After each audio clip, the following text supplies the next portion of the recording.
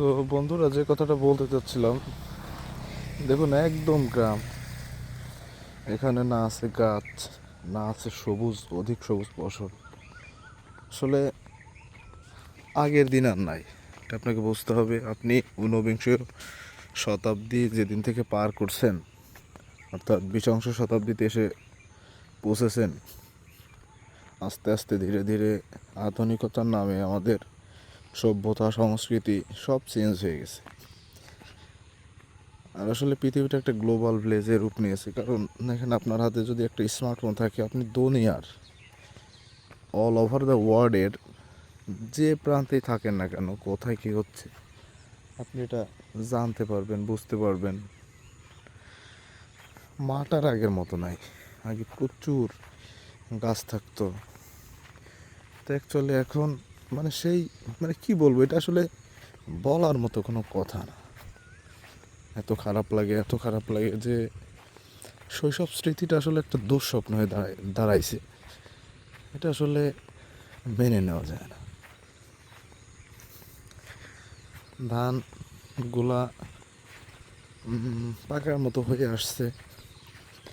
Maybe আর 10 থেকে 15 দিনের ভেতরে মাঠে ধান কাটা শুরু হবে। আমি আসলে আসতে পারি না, এদিকে আসা হয় না অনেক দিন। এটা একদমই মফস্বল গ্রাম। আজকে মনে হলো তাই আসা। দূরে একটু দেখাই। এটা যে একটা মেশিনে সেচ ব্যবস্থা চলতেছে।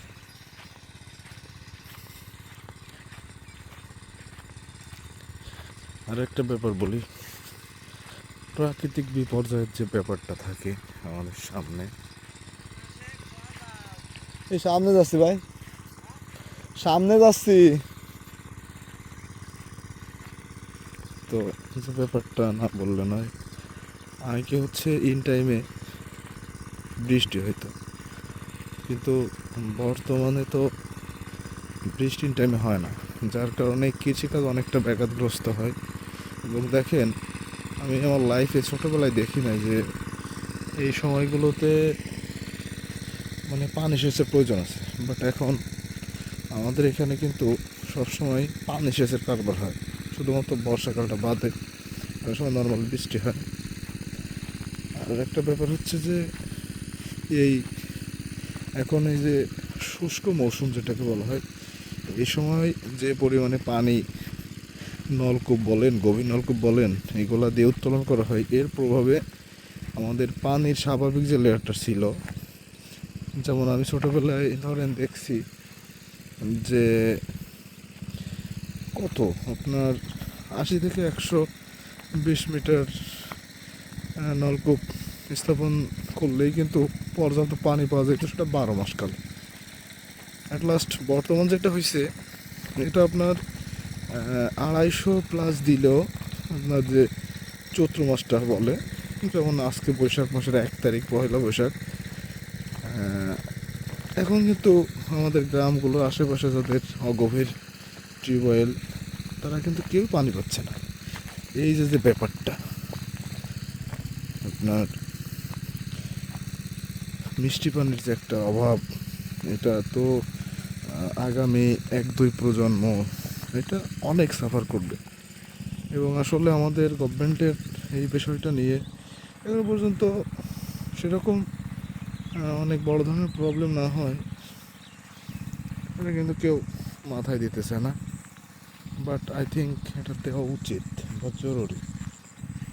দেখুন, এখন কিন্তু ধানে কী পরিমাণের শিশির শিশির আমি ভিজে যাচ্ছি অলরেডি। আসলে কি বলবো, এটা বলার মতো না। চারিপাশে এত শিশির যে আমি পাশে পৌঁছাইতে গেলে ভিজে যাব। ব্যাপারটা এরকম হয়ে দাঁড়াইছে। না, এদিকে যাওয়া যাবে না। তো আমি একটু আসছি, বেশি আগাইতে পারি নাই। এখনই আমি ভেজা শুরু হয়ে গেছে। এত শিশির আসলে আমি বাইরে কিন্তু এত শিশির না, বাট এইখানটাতে অনেক শিশির, তো ভিজে গোসল হয়ে যাবে, ব্যাপারটা এরকম। আচ্ছা বন্ধুরা, আজকের মতো বিদায়, ধন্যবাদ।